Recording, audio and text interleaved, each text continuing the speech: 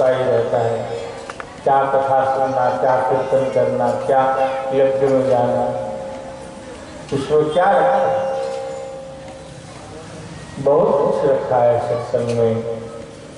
जहाँ कथा होती है, जहाँ सत्संग होता है, भगवान का नाम स्मरण होता है, वहाँ आने का प्रयास होना चाहिए।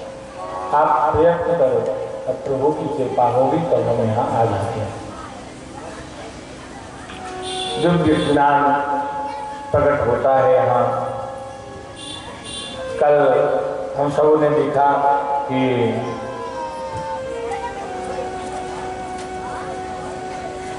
जिन राम का राज्याभिषेक होने वाला था, उनको 14 वर्ष के लिए वनवास हो गया। तपस्वी का वेश धारण करके भगवान राम वन की ओर चल पड़े हैं। अयोध्यावासी बालक वृद्ध सब जो है राम जी के पीछे। गोस्वामी जी ने लिखा, बालक वृद्ध विहाय गृह लगे लोग सब साथ, तम साथी निवास किए प्रथम दिवस रघुनाथ। वनवास की पहली अपनी प्रथम दिवस तमसा के तट पर भगवान निवास कर रहे हैं। प्रथम रात्रि है।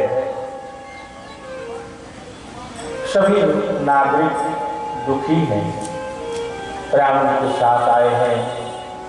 कुछ देवताओं की मर्जी, कुछ मार्ग में चलने की थकावट। अयोध्यावासी सब गहरी नींद में सो गए। ध्यान रखिएगा कथा पर। यहाँ पर आए हैं तो मन को एकाग्र रखिए, तब बहुत कुछ मिलेगा कथा से।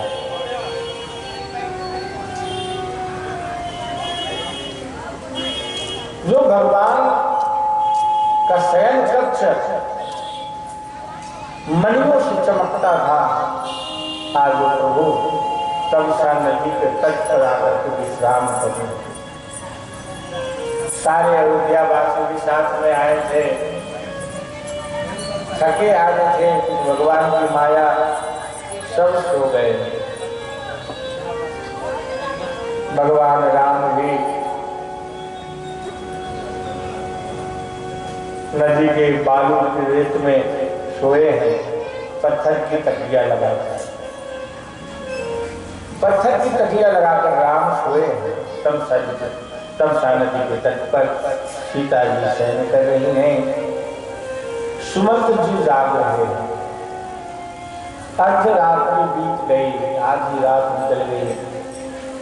लक्ष्मण जी ने प्रभु राम को रेत पर शयन करते हुए, पत्थर की तकिया लगाकर शयन करते हुए लक्ष्मण जी ने जब देखा है, उनके आंखों से अश्रुधार बरसने लगी। फूट फूट कर लक्ष्मण जी रोने लगे।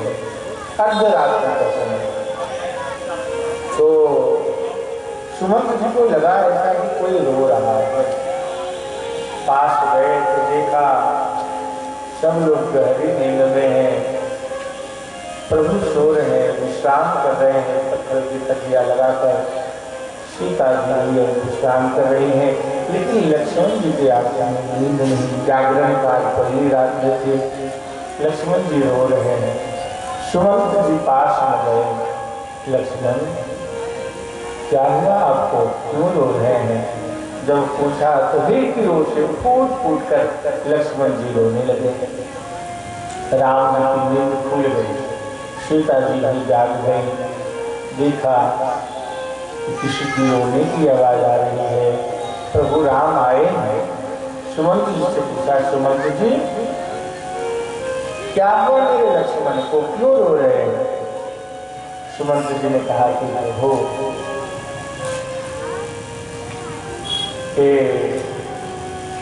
नदी के बालू के रेत पर आपको शयन पर पत्थर की तकिया, इस दृश्य को देखकर लक्ष्मण जी बहुत रो रहे हैं।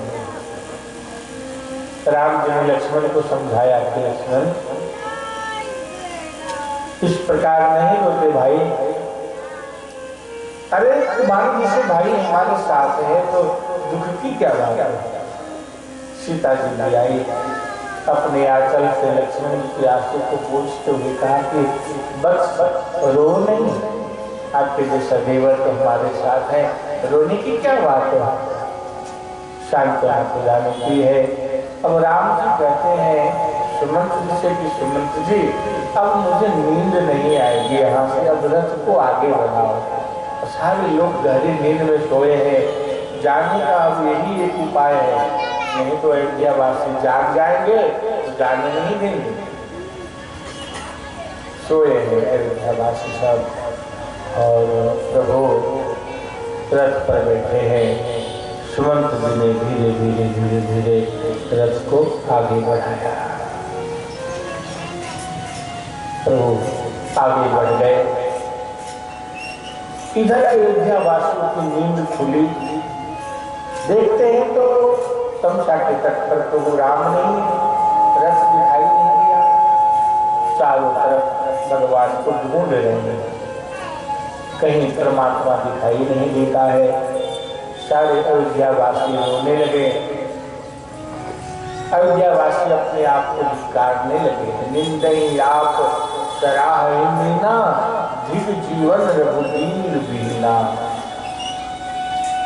प्रभु के बगैर विधाता मुझे मौत क्यों नहीं दे देता, अब मैं जीवन जीना नहीं चाहता, मेरे प्राण धन राघव चले गए। अयोध्यावासी बहुत दुखी, बहुत दुखी है, आंखों में अश्रु आया है, सब लौट आए हैं अयोध्या। सब लोगों ने निश्चय किया है कि राम दर्श हित नेम, राम के दर्शन के लिए अयोध्यावासी और व्रत करते हैं। राम दर्श हित नेम व्रत लगे करण नर नारी, मन हो कोकिल कमल जीन विहीन कमारी।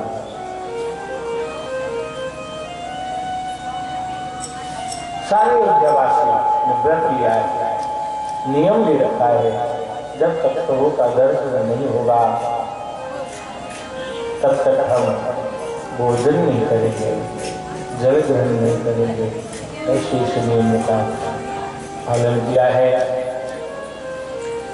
इधर भगवान राम, लक्ष्मण और सीता जी तमसा नदी के तट से आगे चले हैं तो गंगा जी सिंहवेदपुर आए हैं। तुलसीदास जी ने लिखा, भगवान का आगमन सिंहवेदपुर में हुआ है। सीता सचिव सहित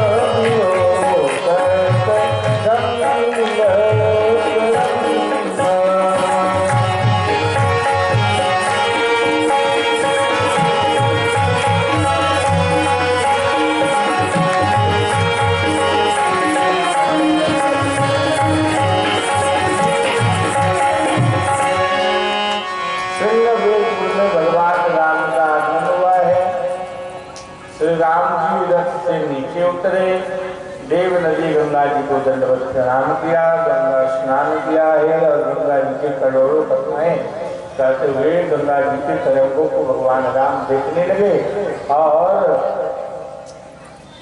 निषाद राजगुरु को यह समाचार पता चला है। गोस्वामी जी ने लिखा, यह तो भी है निषाद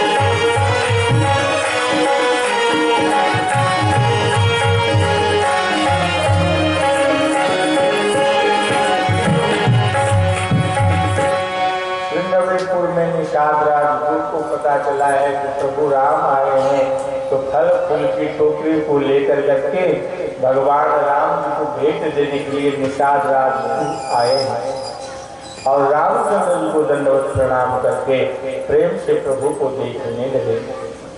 रामचंद्र जी ने निषाद राज को अपने गले लगाया, गुरु धन्य हो गया, गुरु रोने पड़ा।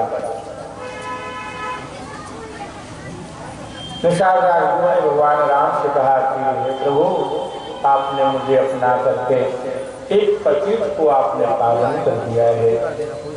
गोस्वामी तुलसीदास जी भगवान श्री राम जी के स्वभाव का परिचय करवा रहे हैं कि प्रभु राम का स्वभाव कैसा है। ऐसो को उदार जग माहे, बिनु शोभा जो द्रवई दीन पर राम सरस को नाम। गुरु ने सीता जी लक्ष्मण जी सबको प्रणाम कर करके कहा, हे प्रभु, आपने मुझे अपना लिया है कि मेरे नगर में आप निवास करिए। राम जी ने कहा कि भाई, पिताजी ने मुझे 14 वर्ष के लिए वनवास दिया है, कहीं बरस 4 बास बना मुनि व्रत वेश आहार, ग्राम वास नहीं उचित सुनी गोही भयो भाज।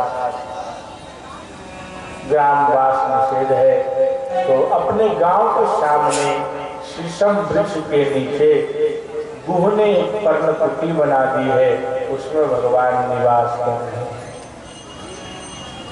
वहाँ कुटी बन गई है, दर्भ की चटाई पर राम और सीता शयन कर रहे हैं। सिंहपुर वेदपुर के लोग सारे सब धन्य हो गए। आज मानो कि वैकुंठ वहाँ उतर आया है। रात हुई, दर्भ की शैया पर भगवान शयन कर रहे हैं। गुह ने सभी भीलों को आदेश दिया है कि जंगली जानवर राम जी की निंद्रा में कोई विक्षेप ना कर दे, इसलिए सब अपने अस्त्र शस्त्र को लेकर करके सुसज्जित रहो। भीलों को बड़ा आश्चर्य हो रहा है कि हमारे रहते हुए कोई हिंसक प्राणी निकट आने की भी साहस नहीं करता, फिर निषाद राजगुरु हम सबको जागरण करने के लिए क्यों कह रहे हैं। निषाद राजगुरु को इसलिए जगा रहे हैं कि भाई जागते रहो। उनको पता था कि तमसा नदी के तट पर भगवान अयोध्या वासियों को सोए हुए छोड़कर वहां से निकल गए। कहीं ये घटना यहाँ पूरा हो जाए, प्रभु चले न जाए, इसलिए सभी भीलों को जागरूक रखा। सब जागते रहो, जागते रहो।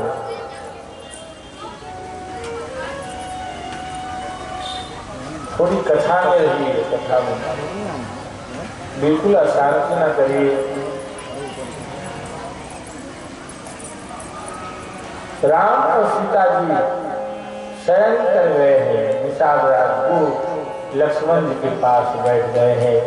राम तथा सीता जी को भूमि पर शयन करते देखकर गुह की आंखें भर आई और गुहराज में तो बहुत दुख हुआ। केकई माता को दोष देने लगी। तब लक्ष्मण जी ने बहुत सुंदर बातें कहते हुए निषाद राज को समझाने लगे और कहते हैं कावन को सुख दुख करता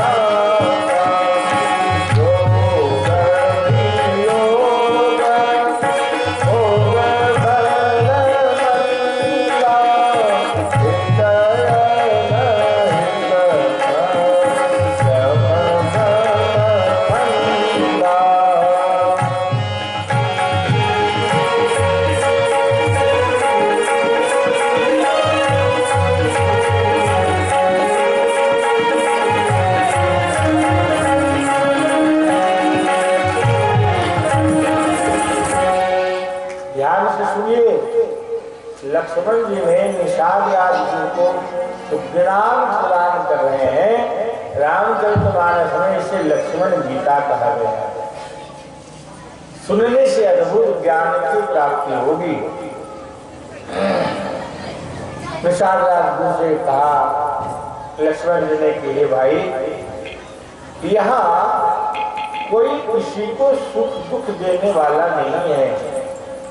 यहाँ तो सब अपने अपने कर्म के अनुसार फल भोगते हैं। हमें हमारे जीवन में सुख मिल रहा है, दुख मिल रहा है, तो अपने कर्मों के फल से ही जीवन में सुख और दुख मिलता है। कोई किसी को ना तो दुख देता है और कोई किसी को ना सुख देता है। गोस्वामी तुलसीदास ने लिखा योग वियोग भोग फल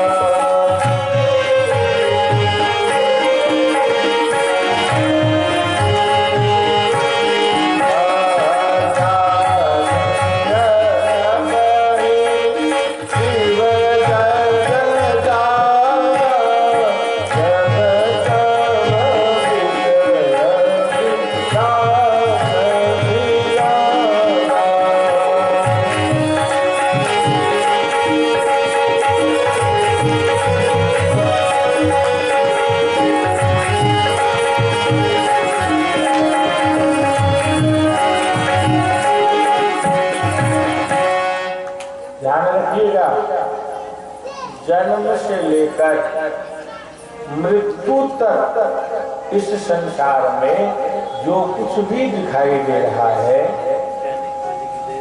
जन्म से लेकर मृत्यु तक इस संसार में जो कुछ भी दिखाई दे रहा है वह एक स्वप्न है।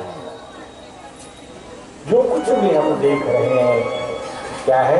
एक सपना है। और यह सपना जब तक संसार है, जब तक मानव का जीवन है, तब तक वो सपना चलता ही रहता है। स्वप्न हमें सत्य सा लगता है। आपने कभी स्वप्न देखा? स्वप्न देखा तो आपको क्या ऐसा लगा स्वप्न में कि जो मैं देख रहा हूँ वो गलत है, वो झूठा है, वो मिथ्या है? कभी लगा? नहीं लगा। जब हम स्वप्न देखते हैं तो मुझे ऐसा लगता है कि नहीं, सब जो देख रहे हैं तो सब सत्य है। लेकिन जब नींद खुलती है, हम जाग जाते हैं, तब पता चलता है कि अरे हम जो देख रहे थे वो तो स्वप्न था। स्वप्न तो असत्य होता है। कोई करोड़पति व्यक्ति स्वप्न में खाकपति बन जाए और कोई खाकपति व्यक्ति स्वप्न में करोड़पति बन जाए तो इससे कुछ होने वाला है? कुछ नहीं होगा।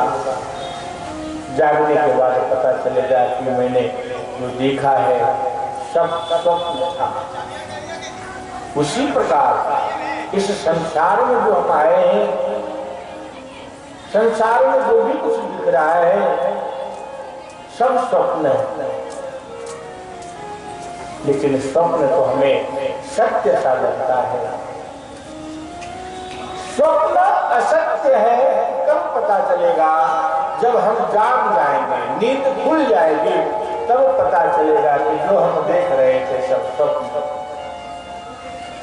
संसार भी स्वप्न है। जागिए, जागना चाहिए। जागेंगे तो जीवन का दुख दूर हो जाएगा, दुख की निवृत्ति हो जाएगी। गोस्वामी तुलसीदास जी कहते हैं कि कौन जागा हुआ है, कैसे पता चलेगा? जानिय तब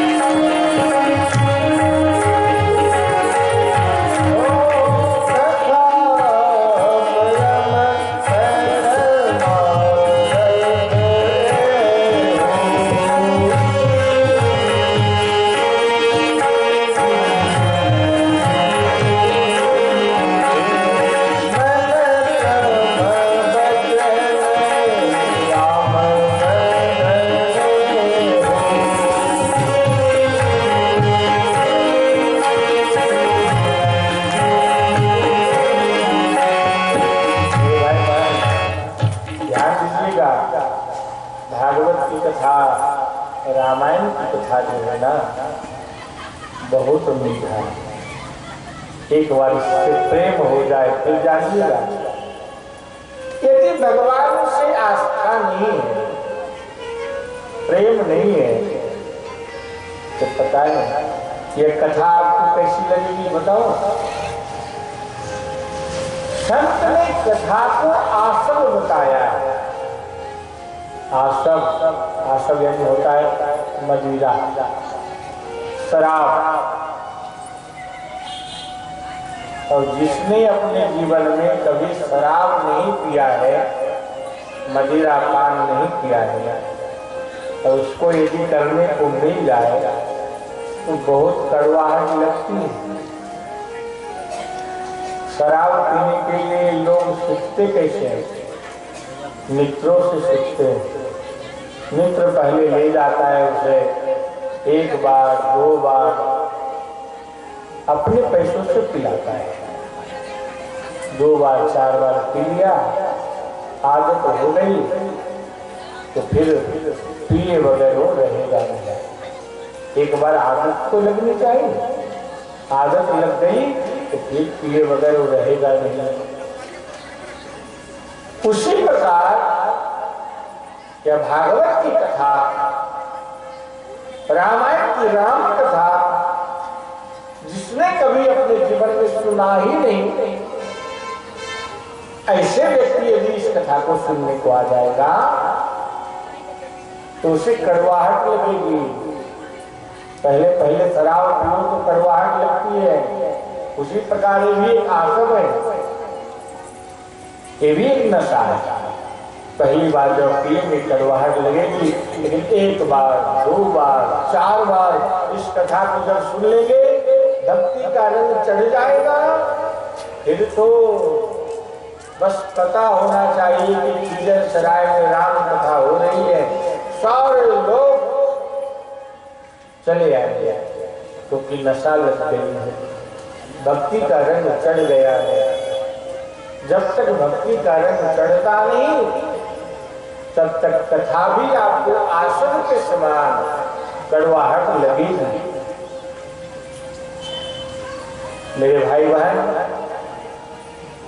जीवन में नशा होनी चाहिए, एक ना एक नशा हर व्यक्ति को होता है, लेकिन संसार की अन्य नशा आपको बर्बाद करेगी। और ये भक्ति की नशा जब जीवन में आ जाएगा, आपको आबाद कर देगी। भक्ति की नशा, प्रभु प्रेम की नशा, कथा श्रवण की नशा, कीर्तन की नशा गिरते हुए व्यक्ति को संभाल देती है। अन्य नशा आपको बर्बाद करेगी। नशा से बचिएगा। व्यसन का आज फैशन चल गया, हर व्यक्ति व्यसन करते हैं। व्यसन से बचिए, कोई भी नशा से बचिए। मुझे तो ऐसा लगता है कि आजकल तो सभी लोग खाते हैं, क्या बोलते उसको,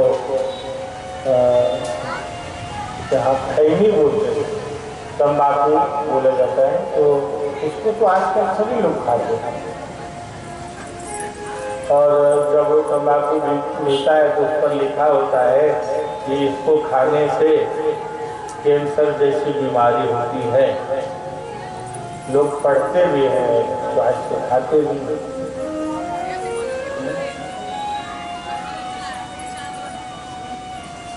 हम क्या कहें, अच्छे अच्छे विद्वानों को भी इसकी नशा है, तो खैनी खाने की, अच्छे अच्छे लोगों को।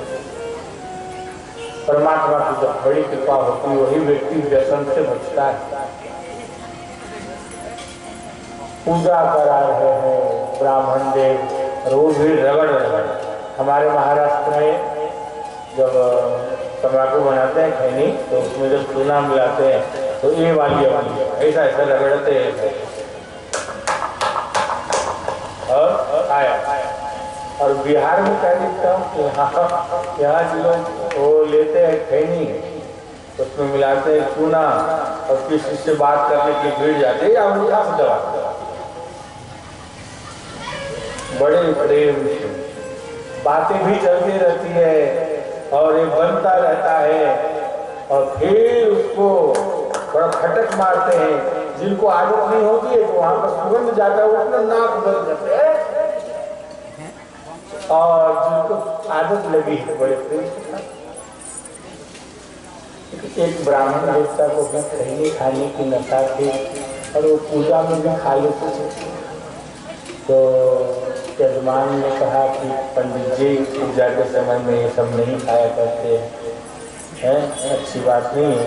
तो पंडित जी ने एक श्लोक बनाया, यजमान को तो तो शांति देने के लिए, यजमान को समझाने के लिए एक से एक उपाय होता है। तो उन्होंने कहा, यजमान जी आप समझते नहीं, ये सब बात हम समझते हैं। बोले क्या? देखिए एक श्लोक है। श्लोक क्या है? तंबाकू तील मात्रेण स्वर्णदानम फलम लभे। थोड़ा सा ध्यान दीजिएगा तो समझ में आ जाएगा। तंबाकू तील मात्रेण स्वर्णदानम फलम लभे। यदि आप तंबाकू बना रहे हैं खैनी और कोई खाने वाला आ गया, उसको थोड़ा सा चुटकी में लेकर के दे दिया, दान कर दिया, तो स्वर्ण दान फलम लभे। सोना दान करने का फल मिलता है। चपटी चपटी महादानम पड़ी के पाप नाशनम। यदि कोई आ जाए खैनी खाने वाला और उसको आप पूरा दे दीजिए, आप खा लो, मैं बना लेता हूँ, फिर वो निकाल के चुनौती हो अपने लिए बनाने लगते हैं, तो पड़ी के पाप नाश होना, फिर तो उस व्यक्ति का पूरा पाप नाश हो जाता है। यजमान जी आप बोलते थे तंबाकू नहीं खाना चाहिए, लो एक से एक उपाय होता है समझाने के लिए। चलो मैं आपको एक अपना दृष्टांत देता हूँ, थोड़ा ध्यान से सुनिएगा, शांति। एक कथाकार थे, हर कोई एक कथाकार गामड़ी गामड़ी कथा करे।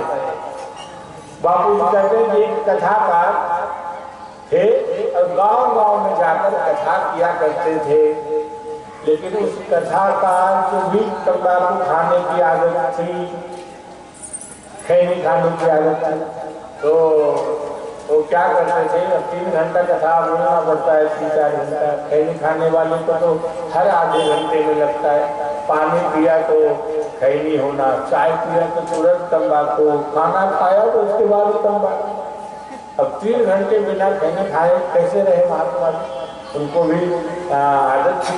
तो वो व्यास पर आने के पहले वो खैनी बना लेते थे, अब मस्त अपना चूना उना मिला करके ऐसा डबिया में पुलिया में बांध कर बगल में ही रखते थे और पब्लिक को कीर्तन में लगा दिया, चलो सब कीर्तन करो, ताली बजाओ, ताली बजाओ। तो सारे पब्लिक ताली बजाने लगे कीर्तन में, जब मस्त हो जाते थे उसमें महात्मा जी ने निकाला थे, वो डबिया खोला, निकाला, कहीं वो ठोपे दबाया, फिर ताली बजाने लगे। अब सोचिए थोड़ा, खैनी खाकर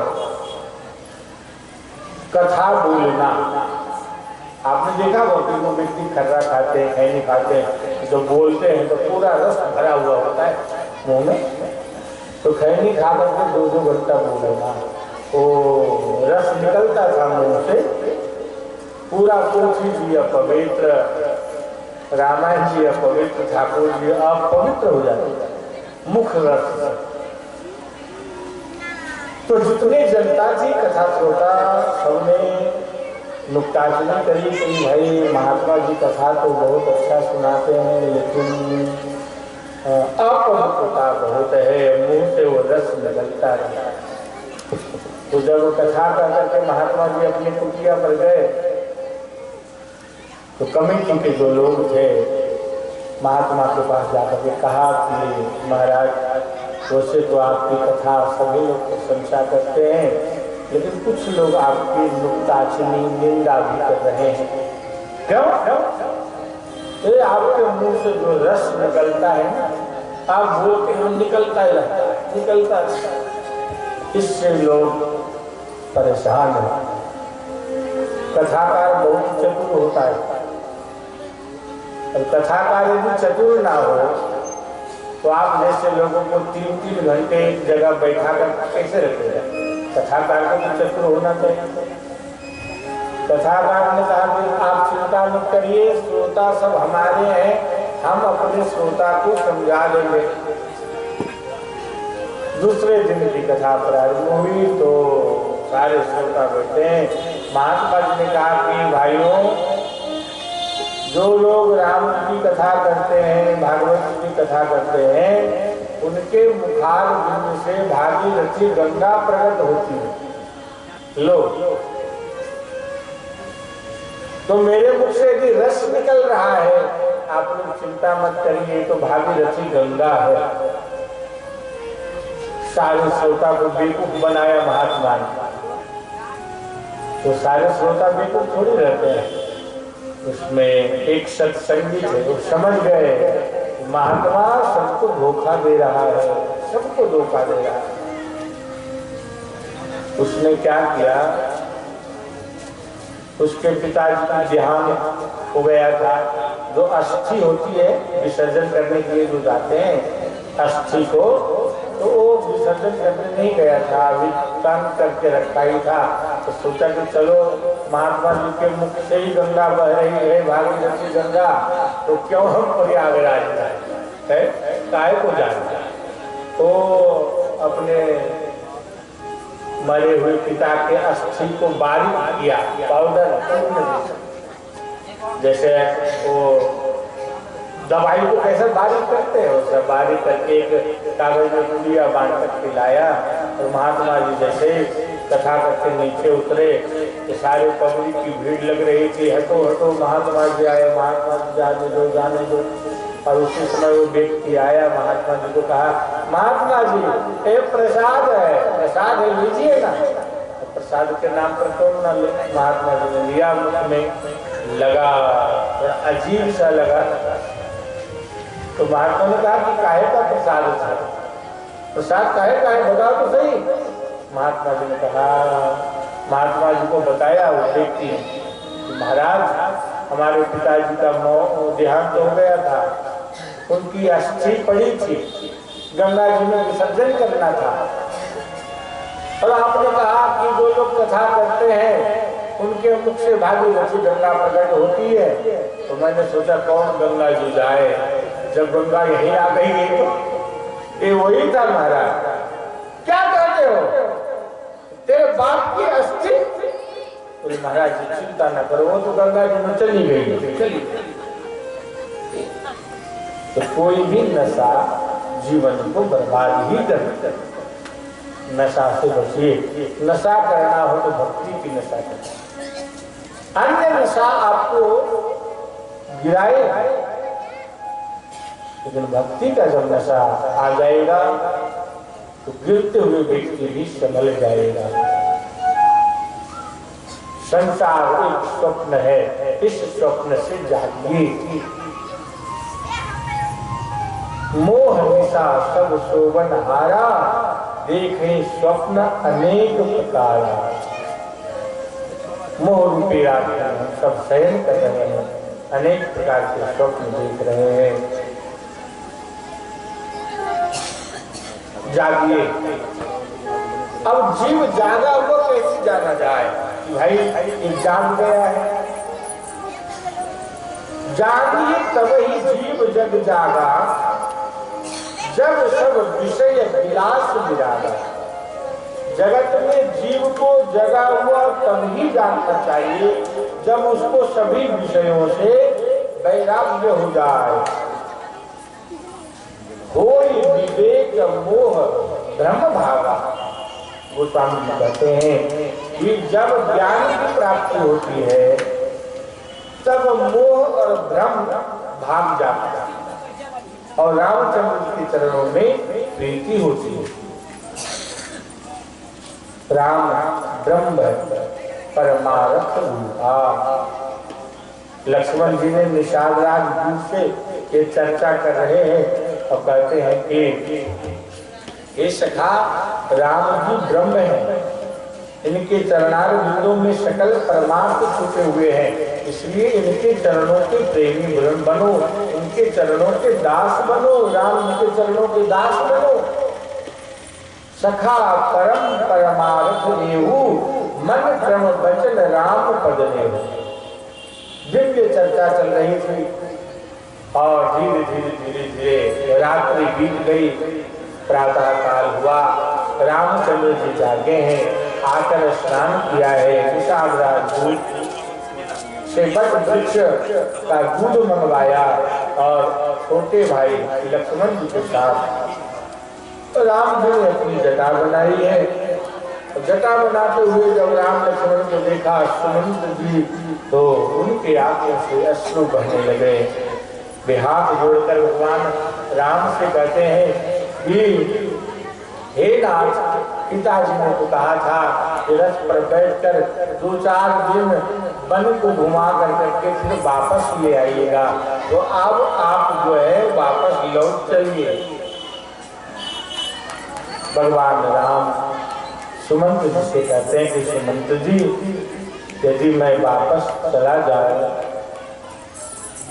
देखिए आप भी तो हमारे पिता तुल्य हैं और धर्म के ज्ञाता हैं। आप ही बताइए कि हम यदि अपने पिताजी की आज्ञा को उल्लंघन कर दें तो लोग हमें क्या कहेंगे। 14 वर्ष का वनवास पिताजी ने दिया है और छोड़कर हम घर वापस लौट जाते हैं, सारी जनता क्या कहेगी। शिव दधीचि हरिचंद्र नरेशा, सहे धर्म हित पूर्ति करेशा। शिव दधीचि और हरिश्चंद्र आदि राजाओं ने धर्म के लिए करोड़ों कष्ट सहन किए हैं, और हम वापस कैसे हो जाएंगे। ध्यान रखिएगा, धर्म के लिए बहुत कष्ट सहना पड़ता है, बहुत कष्ट सहना पड़ता है। आपने राजा हरिश्चंद्र की कथा को श्रवण किया होगा। धर्म की रक्षा करने के लिए राजा हरिश्चंद्र खुद को बीत गए, अपने पत्नी को बेच डाला।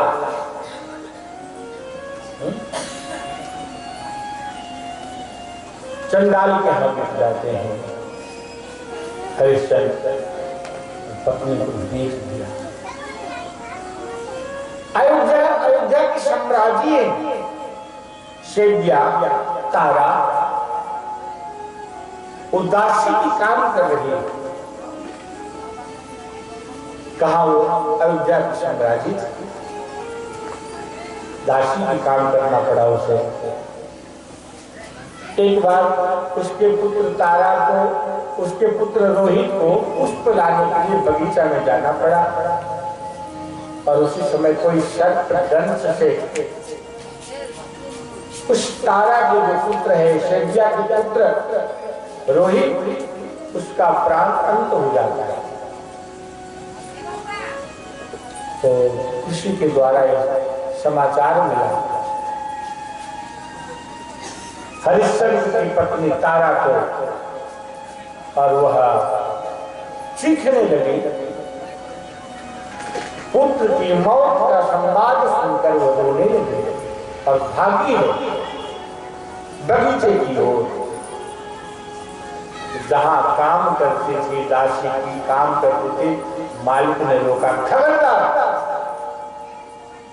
मेरे अनुमति के बगैर तुम नहीं जा सकती हो, पहले घर का काम करो, और बहुत सारे काम बाकी है। सोचिए, पुत्र मरा पड़ा है और उसे दासी का काम करना पड़ता है। पूरा काम संपन्न हो जाने के बाद हाथ जोड़कर कहती है, मेरा पुत्र रोहित बगीचा में मरा पड़ा है, मुझे जाने की अनुमति दीजिए। अनुमति मिली, जा अग्नि संस्कार करके अतिशीघ्र वापस चली आना। तारा आती है,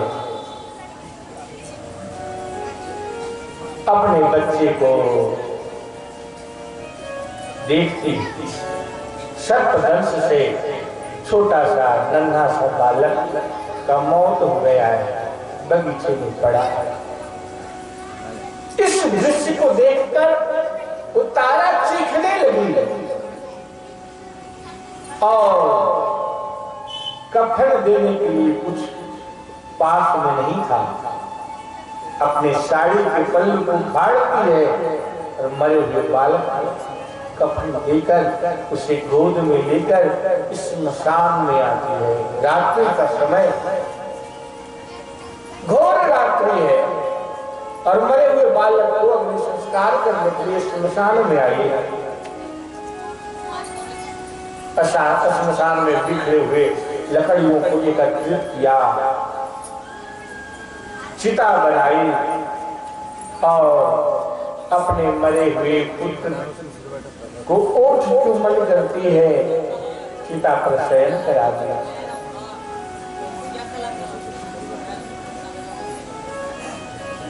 जलती हुई चिता से अंगार लेकर करके अग्नि संस्कार करने के लिए उस तारा आ रही थी। उसी समय श्मशान से आवाज आया, ठहरो, अभी अग्नि संस्कार नहीं कर सकती हो। कौन?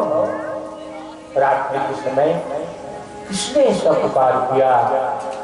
चंद्रमा के प्रकाश में तारा पहचान गई। काले कलोटे, लंबे लंबे दाढ़ी, देश अमंगल, परंतु ललाट पर तेज चमक रहा है। तारा पहचान गई। कौन है?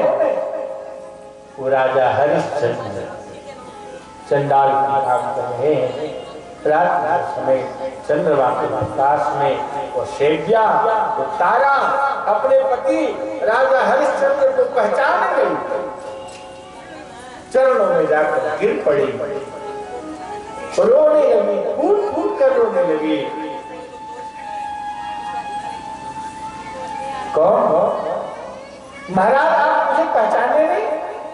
मैं आपकी पत्नी सेव्या हूँ। अरे तू रात्रि के समय यहाँ कैसे? महाराज, अपना जो बालक था, अपना बेटा था, चला गया, मौत हो गई उसकी। अग्नि संस्कार करने के लिए यहाँ आई हूँ। सुनिए राजा हरिश्चंद्र ने क्या कहा। देवी देखो, तुम्हारे और हमारे बीच जो संबंध था ना देवी, वो अब नहीं रहा।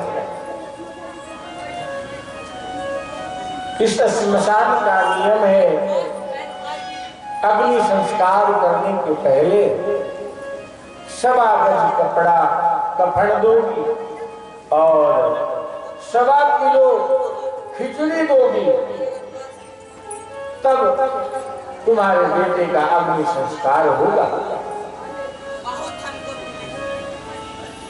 फूट फूट कर रोती हुई तारा कहती है, नाथ, आप तो सब जानते हैं कि मैं कहां से 1.25 गज कपड़ा ला सकती है, और ये 1.25 किलो खिचड़ी दाल चावल मिलाकर मैं कहां से लाऊं?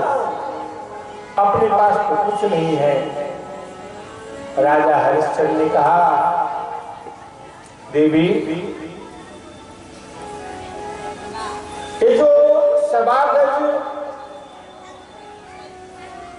कपड़ा होता है ना, वो मेरे मालिक को मिलता है, और वही खिचड़ी लेकर मैं यहीं पका कर खाता हूं। चलो, खिचड़ी तो मैं तुम्हें माफ कर दिया, लेकिन कपड़ा तो तुम्हें देना ही होगा। इसके बगैर अग्नि संस्कार नहीं हो सकता।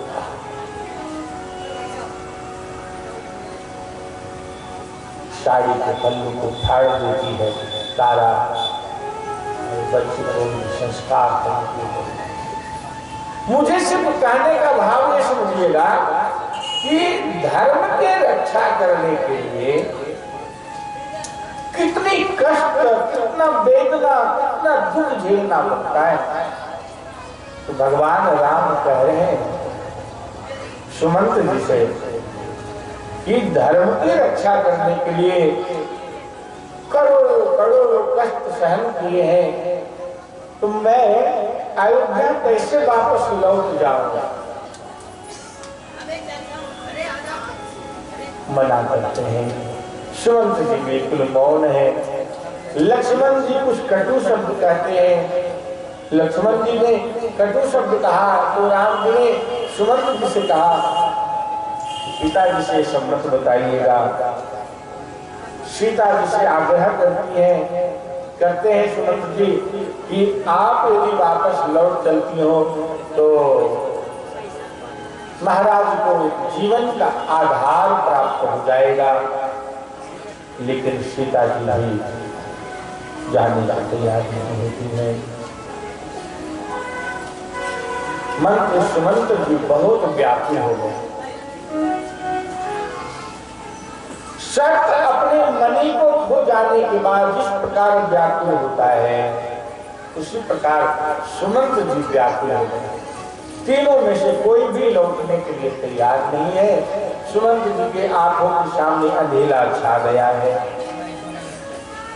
मैं कैसे वापस लौटूं?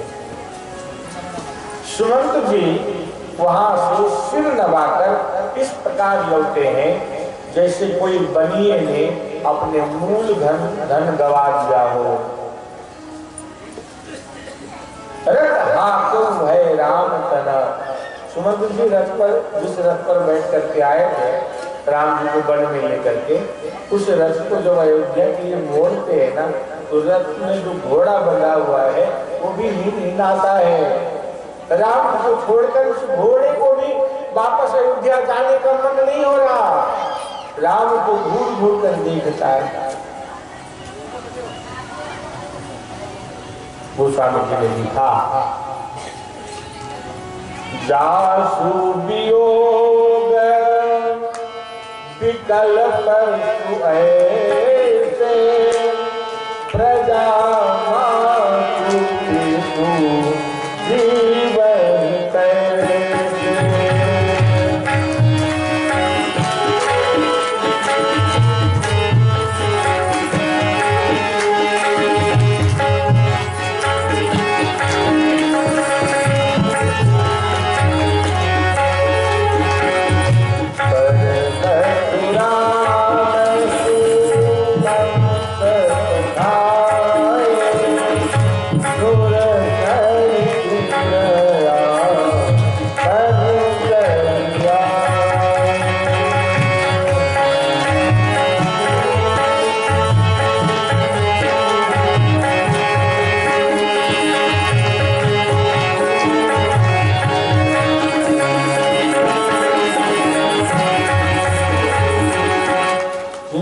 योग में पशु पक्षी घोड़े इस प्रकार व्याकुल हो रहे हैं।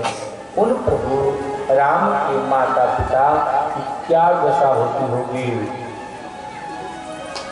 सुमंत्र जी को राम जी ने बरबस वहां से भेजा और स्वयं गंगा के किनारे भगवान राम का आगमन हो गया। अब देखिए केवट प्रसंग आ रहा है। भगवान की अस्पटा भक्त है केवट। बहुत अद्भुत प्रसंग है। इसमें आप शांति पूर्वक रहकर के इस कथा को सुनिएगा, बहुत आनंद आएगा। गंगा के किनारे केवट रहता है। भगवान राम ने उनसे नौका मांगी है। रामचरितमानस में यह दूसरा प्रसंग है जहाँ भगवान मांगने का काम कर रहे हैं, याचना करने का काम कर रहे हैं। एक बार मांगा था कि अब विनती मम सुनहु शिवा। भगवान राम शिव जी से भी याचना करते हैं कि अब विनती मम सुनहु शिवा, जो मो पर निज देहु जाई विवाह शैल जही, यह मोहि मांगे देव। माता पार्वती से विवाह करने के लिए वचन दो, शिव जी से भगवान राम मांगे हैं। सम्राटों के अधिपति हैं भगवान राम। आज एक मल्लाह से कह रहे हैं कि भाई हमें गंगा पार करनी है, नाव में बिठाकर हमें गंगा पार कर दोगे। केवट ने सीधा मना कर दिया, नहीं मैं आपको नाव में नहीं बिठाऊंगा। क्यों? मैं आपके अंदर में जानता हूं, मैं आपको नौका में बैठाने वाला नहीं। गोस्वामी जी ने लिखा, मांगी नाव में केवट आना, रही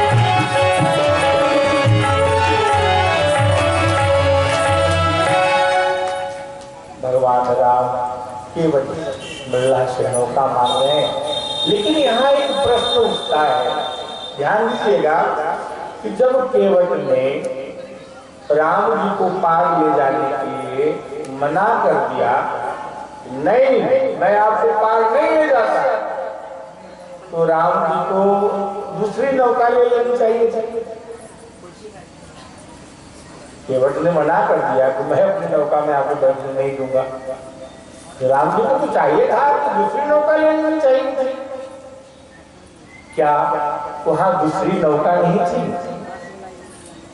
अब निषाद राज गु भगवान राम के साथ में है, तो गु को तो कहना चाहिए था, केवट को समझाना चाहिए था, केवट ये हमारे अतिथि हैं, इनके साथ बहस ना करो, जो कहते हैं वो तुरंत करो। निषाद राज गु को तो समझाना चाहिए था, लेकिन गु भी आज मौन है, कुछ बोल नहीं रहे। जब केवट ने कहा भगवान राम से कि तुम्हारा मर्म मैं जाना, केवट ने कहा कि मैं आपका मर्म जानता हूं। तो केवट ऐसा क्या मर्म जानता है भगवान राम का, जो प्रभु राम को भी मौन रहना पड़ा? क्या मर्म जानता है? निषाद राज क्यों मौन है? और सिंहवेदपुर में अनेकों केवटों के पास नावें थी, फिर दूसरी नौका क्यों नहीं ली प्रभु राम? क्या कारण?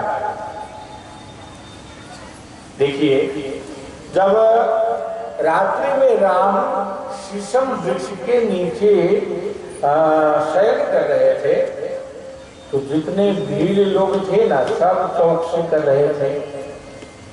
अब वो नाविक भी थे जो नौका चलाते थे, उन लोगों ने अपनी अपनी नौका को सजाने में, संवारने में लगे हैं।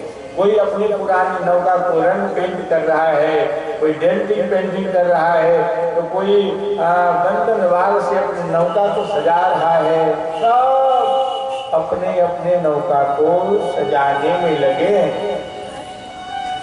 लेकिन हमारा ये केवट है, बहुत गरीब है वो आदमी। केवट बहुत गरीब आदमी है और उसकी नाव भी बहुत पुरानी है, कुछ टूटी हुई भी है। केवट ने विचार किया कि ये सजी हुई नौका को छोड़कर मेरी टूटी फूटी नौका में कहां से प्रभु बैठने वाले हैं? प्रभु राम मेरी नौका में नहीं बैठे।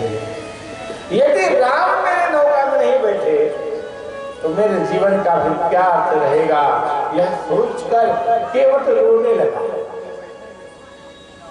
गरीब व्यक्ति असमर्थ है, कुछ कर नहीं पा रहा है और रो रहा है कि इतने सुंदर सुंदर नौका को छोड़कर, जिसमें फूलों का कुंदनवान लगा है, रंग पेंट किया गया है, सुंदर सजाया गया है, ऐसे रथ को छोड़कर प्रभु मेरे नौका में कहां से बैठने वाले हैं? मेरी टूटी हुई नौका है। ऐसा कल्पना केवट को रुला रहा है। फूट फूट कर केवट रो रहे हैं। तो केवट की पत्नी ने समझाया कि अजय आप चिंता मत करिए, भगवान को प्रेम देखते हैं, आपके हृदय में सच्चा प्रेम है, प्रभु आपके ही नौका में बैठेंगे। पत्नी ने समझाया। केवट ने कहा कि देवी तुम्हारी बात तो ठीक है, पर निषाद राज गुरु जो है ना, मेरी टूटी हुई नौका में बैठने नहीं देंगे। पत्नी कहती है आप चिंता न करिए, सब ठीक हो जाएगा। भगवान आपके भाव को जानते हैं, समझते हैं, आपकी इच्छा को पूर्ण करेंगे, विश्वास रखिए। पत्नी के वचनों पर विश्वास करके केवट ने नौका को वैसे ही छोड़ दिया और धनुष मान लेकर करके रात्रि में पहरे पर चला गया। अब इधर देखिए क्या होता है। निषाद राज गु और लक्ष्मण जी जो ज्ञान प्रदान कर रहे थे, तो लक्ष्मण जी ने निषाद राजगुरु से कहा था कि राम मानव नहीं है, राम ब्रह्म है और राम के चरणों में संपूर्ण परमार्थ छुपा हुआ है।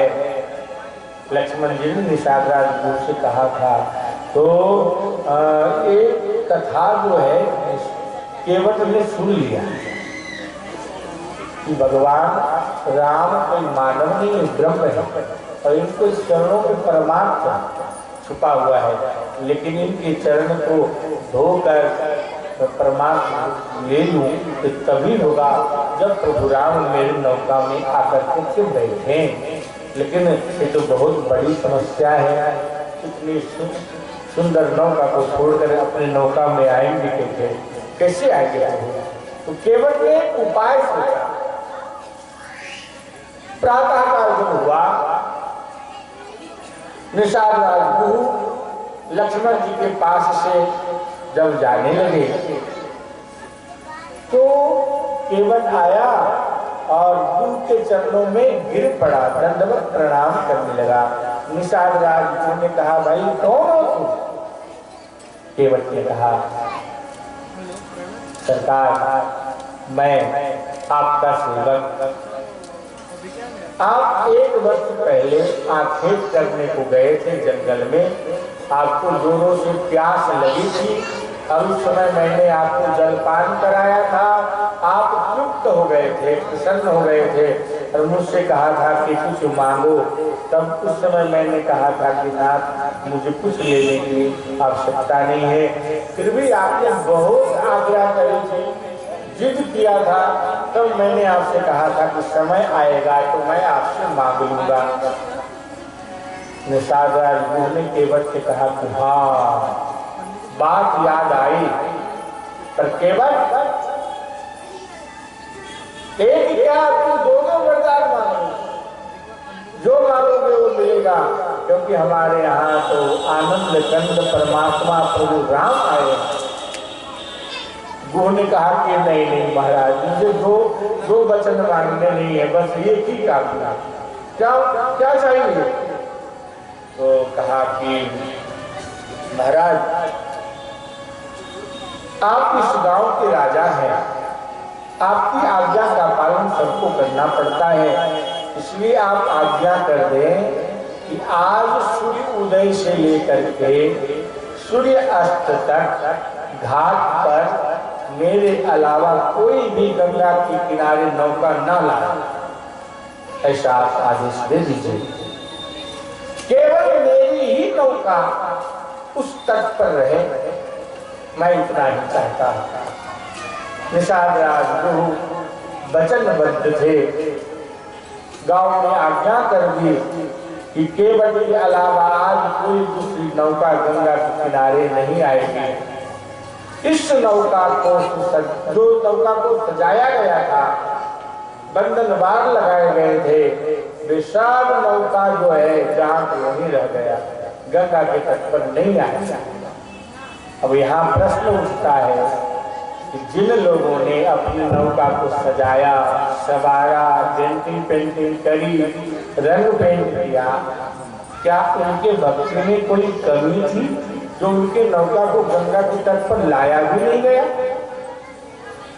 कमी तो नहीं थी। सब लोग अपने अपने नौका को सजाने में, संवारने में पूरी रात बिता दी, लेकिन केवट ने पूरी रात कथा सुना। इसलिए जो लक्ष्मण जी निषाद राजगुरु को ज्ञान चर्चा कर रहे थे, कथा सुना रहे थे, उस कथा को केवट ने सुना है, इसलिए केवट के नौका का भाग्योदय हो गया। इसलिए मैं कहा करता हूँ कि कथा को सुनिए और प्रेम से सुनिए, शांति से सुनो। कथा जब प्रेम से सुनेंगे, शांति सुनेंगे, तब आपके जीवन का भी भाग्योदय हो जाएगा।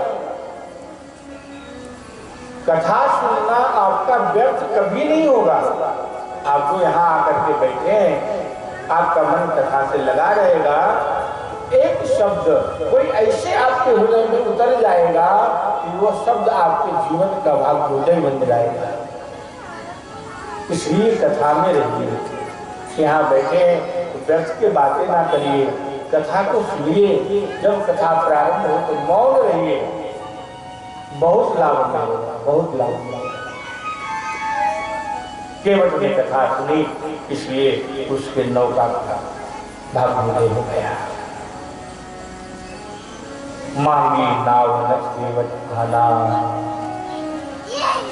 भगवान राम नौका मांग रहे हैं और केवट जो है नहीं आता, कहता है कि मैं तुम्हारा मर्म जानता हूं। मांगी नाव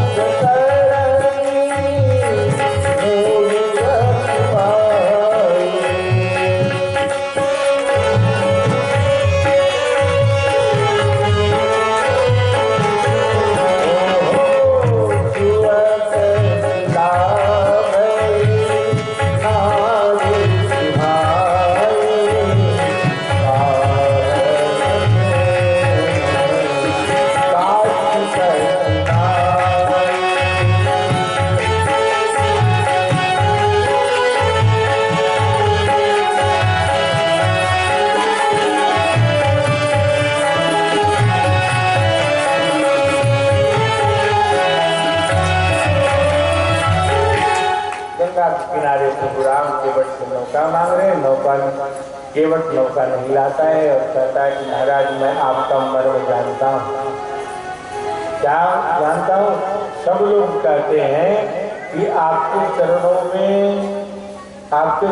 के धूलि में ऐसी शक्ति है कि मनुष्य बनाने की शक्ति है महाराज।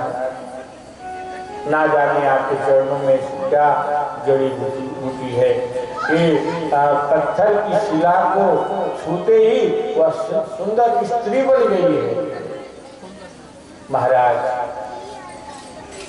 वह पत्थर से भी कोमल मेरी काठ की नौका है, वह यदि स्त्री बन जाएगी महाराज तो मेरी क्या दशा होगा।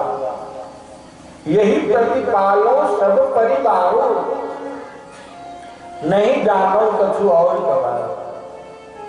केवट ने कहा कि महाराज इसी से मैं अपने सारे परिवार का पालन पोषण करता हूँ, मेरे पास और कोई दूसरा साधन नहीं है, और आपके चरण स्पर्श से यदि मेरी नौका स्त्री बन जाएगी तो मेरी दुर्गति हो जाएगी। एक स्त्री तो है, दूसरी आ जाएगी तो मेरी दुर्गति हो जाएगी, इसलिए मैं आपको नौका में बैठाऊंगा नहीं। हाँ, यदि आपको बैठना है महाराज तो एक काम करिए कि आप अपने चरण धोने की आज्ञा दे दीजिए, मैं आपका चरण धो लूं और फिर आपको नौका में बैठाऊं। केवट ने कहा कि महाराज मैं आपको जानता हूँ, आपको तैरना नहीं आता है और नौका में यदि आपको बैठना है तो मेरे अतिरिक्त यहाँ और कोई दूसरी नौका भी नहीं है, इसलिए मेरे नौका में बैठना चाहते हैं, जैसा मैं कहूँ वैसा आपको करना पड़ेगा। केवट ने कहा कि एक बात और, नौका में बैठाकर पार उतारना मेरा धर्म है, मैंने किसी को डुबाया नहीं। अब आपको यदि पार जाना है महाराज तो जल्दी बताइए, विलंब ना करिए, ताकि मैं अपने रीति के अनुसार आपके चरणों को धो लूं, फिर नौका में बैठाऊं। हाँ, एक बात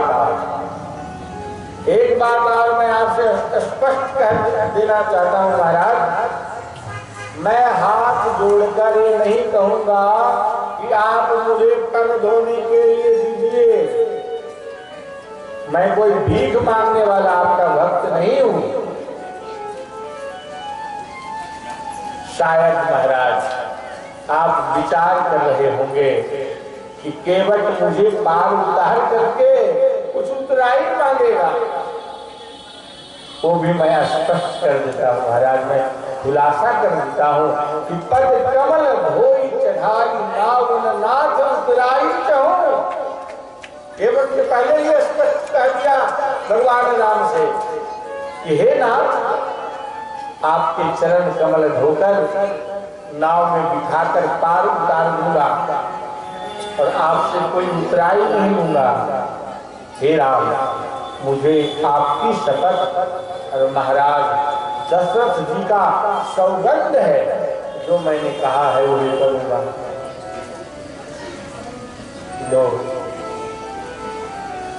लक्ष्मण जी केवट की बात को सुन रहे थे। जब केवट ने राम जी और महाराज दशरथ जी की सौगंध ले ली, तब लक्ष्मण जी अधीर हो गए, उन्हें क्रोध आ गया। लक्ष्मण जी के नेत्र लाल हो गए, उनके तरकश से बाण कसमसाने लगे, उनके कंधे से बाण खिसक गए और लक्ष्मण जी ने कहा, है केवट, खबरदार, तेरी ये साहस, तू राम जी से कहता है कि आपको तैरना नहीं आता, आपसे मैं कोई उत्तराई नहीं दूंगा, मैं भीख मांगने वाला कोई भक्त नहीं, आपको पांव धुलाने पड़ेंगे। यहाँ तक तो केवट मैंने सहन किया, अब तो तू मेरे बाप तक पहुंच रहा है, मेरे पिता तक,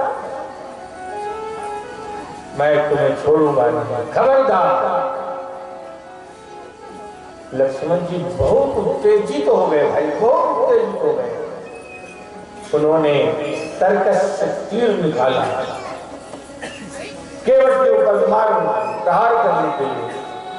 पता है लक्ष्मण जी के इस रूप को देखकर केवट ने बहुत बड़ा उलाहना दिया भगवान राम का, बहुत बड़ा उलाहना दिया है केवट। केवट कहता है,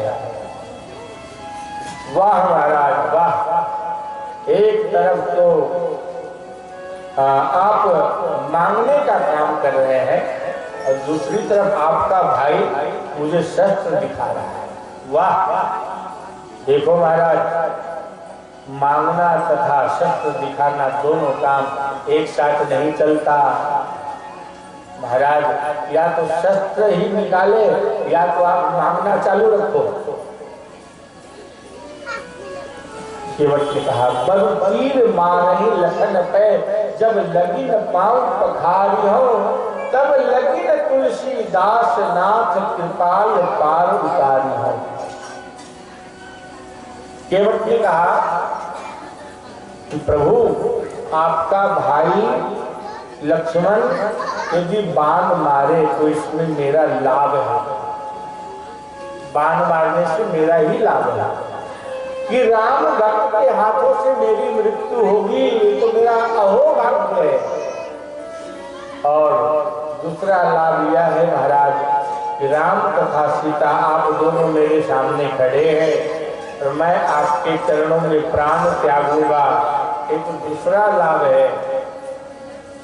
और तीसरा लाभ यह है महाराज, राम तथा सीता, तीसरा लाभ यह है कि गंगा जी के तट पर हमारी मृत्यु होगी।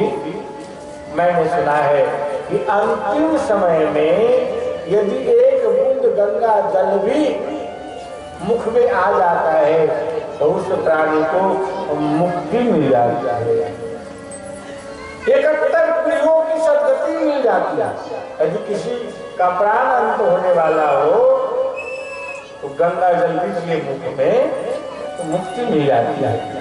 केवट ने कहा कि केवल एक बूंद गंगा जल देने से मुक्ति मिलती है महाराज, तो मैं तो गंगा के तट पर ही मरूंगा।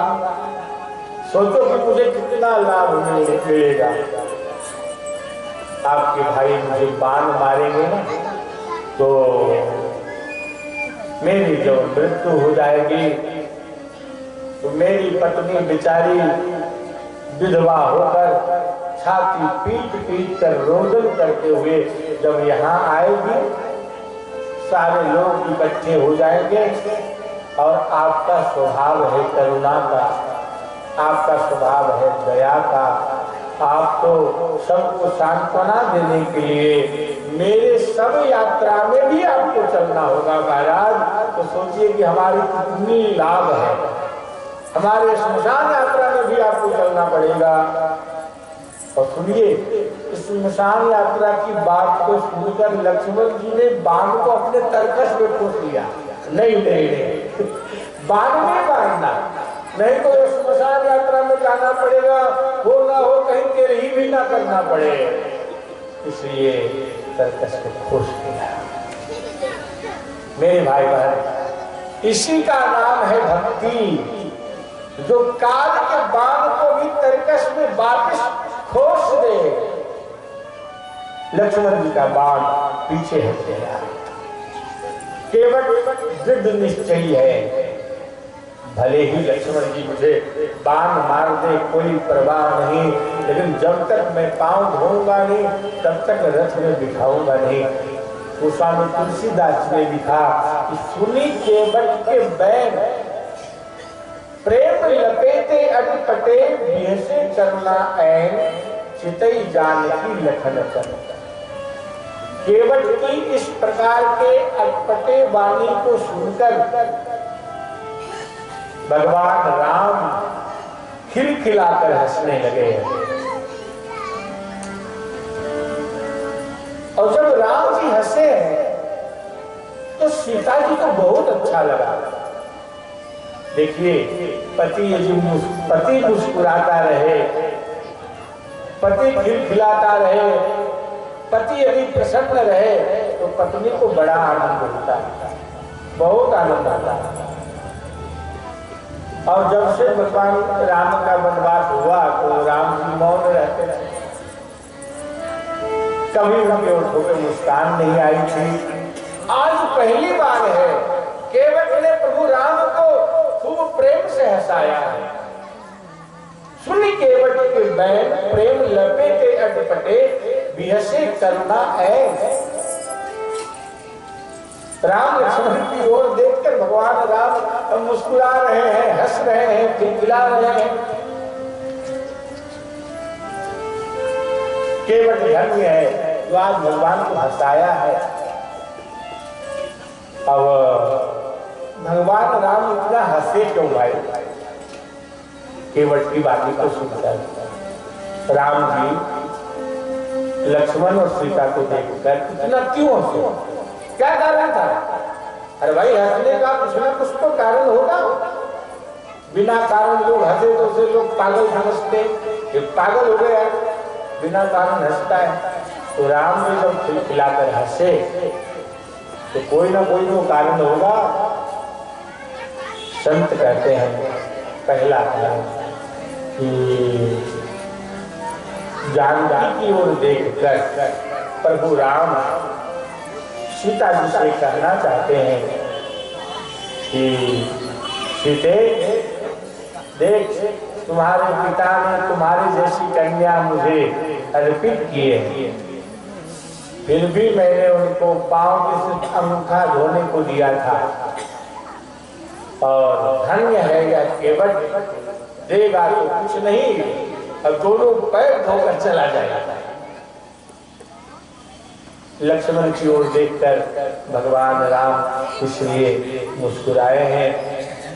लक्ष्मण जी को कहते हैं कि लक्ष्मण, जब तुम्हें एक पैर की अंगूठा चूसने को नहीं मिलता था तब तुम कितना कोलाहल करते थे।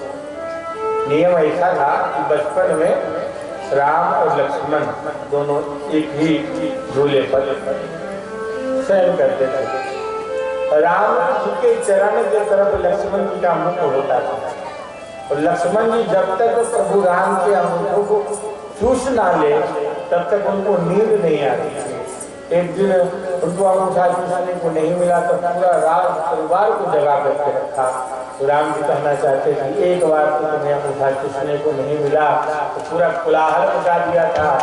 आज तुम्हारे रहते हुए ये केवल दोनों पैर को धोकर तक के लिए चला जाएगा और तुम कुछ नहीं कर पाओगे। एक संत ने कहा कि नहीं ये कारण से भगवान नहीं हंसे। भगवान को हंसने का कोई और कारण था। संतों का भाव है, संत कहते हैं कि राम जी सीता और लक्ष्मण जी को देख कर करके इसलिए हंसे हैं। इसका कारण यह था कि भगवान को एक पुरानी बात याद गया। कभी कभी देखते हैं कि जहाँ बड़े बुजुर्ग लोग बैठे रहते हैं तो पुराने जमाने की बात करते हैं, और पुराने जमाने की बात याद आती है तो बड़े खिलखिलाते हैं, बड़े हंसते हैं। तो आज भगवान राम को पुरानी प्रसंग याद आ गया। हुआ ऐसा था कि लक्ष्मण जी भगवान राम की चरण सेवा करते थे, और जब विवाह हो गई, सीता जी आ गई, तो सीता जी जो है लक्ष्मण जी को चरण सेवा करने नहीं देती थी, खुद चरण सेवा करती थी। तो लक्ष्मण जी सूखने लगे, दुबले पतले हो गए। राम जी ने कहा कि लक्ष्मण, आजकल तुम बहुत दुबले हो रहे हो, काफी चिंतित दिखाई देते हो, क्या कारण है?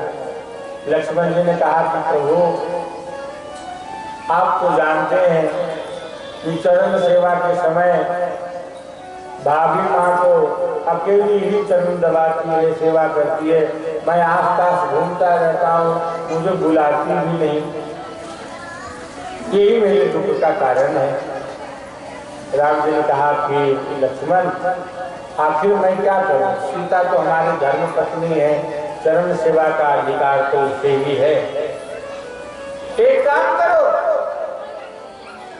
आज के ठीक 4 दिन बाद होली का त्योहार आने वाला है, और अयोध्या का नियम था कि बड़े बुजुर्गों की उपस्थिति में देवर अपने भाभी के साथ होली खेलता है, और सायंकाल के समय देवर जो मांगता है भाभी को सब देना ही पड़ता है। लक्ष्मण जी तो बड़े आनंद हो गए कि महाराज कृपा करो कि जल्दी होली आ जाए, जल्दी होली का त्योहार आए, ताकि हम भाभी के साथ होली खेलें और अपने मन की बात मांग लें। 4 दिन बीते, आज होली का त्योहार आया है। सुंदर पात्रों में रंग भरे गए हैं, अबीर गुलाल रंग सब सजाया गया है, और भरत शत्रुघ्न लक्ष्मण अपने भाभी अम्बा के साथ होली खेल रहे हैं। बड़ा सुंदर त्योहार है होली का, और अयोध्या धाम में दिव्य होली महोत्सव प्रारंभ है। तो भाई अपना ये जो प्रांगण है ये भी अयोध्या धाम है। तो आप लोग ये समझिएगा कि आज हम अयोध्या में हैं और भगवान राम जी के साथ, सीता जी के साथ हम भी सम्मिलित होकर होली खेल रहे हैं। इस भाव से सभी लोग ताली बजाते हुए आनंद में रहिएगा। बोलिए होली महोत्सव की, रामलला सरकार की। तो अयोध्या धाम में होली प्रारंभ हो रही है। आज अवध में होली रे रसिया,